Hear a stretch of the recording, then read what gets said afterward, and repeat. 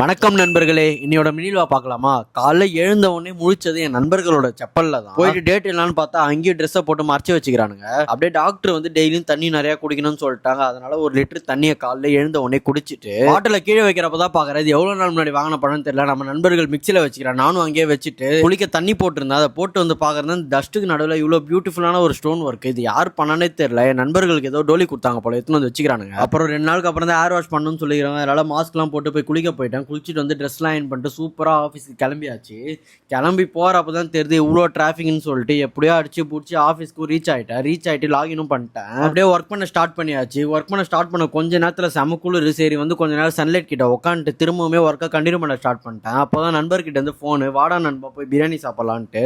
நேற்று தாண்டா பிரியாணி சாப்பிட்டேன்னு சொன்னதும் கேட்கல. பாய்க்கல்ல போயிட்டு ஒரு பிரியாணி நாக் அவுட் பண்ணிட்டு அப்படியே ஆஃபீஸே வந்துட்டு ஒர்க் பண்ண ஸ்டார்ட் பண்ணிட்டேன். கொஞ்ச நேரத்தில் டீ டைம். சரி போயிட்டு டீயை குடிச்சிட்டு கொஞ்ச நேரம் கழிச்சு வீட்டுக்கும் கிளம்பியாச்சு. கிளம்பி வரப்போ இன்னொரு நண்பர்கிட்ட இருந்து ஃபோன், என்னை இட்டு போயிட்டு பஸ் ஸ்டாப்ல ட்ராப் பண்ணுன்னு சொல்லிட்டு சரி அவரை கூட்டின்னு போயிட்டு ட்ராப் பண்ணிட்டு அப்படியே வீட்டுக்கு வந்து திரும்ப ஒர்க் பண்ண கண்டினியூ பண்ணிட்டேன்.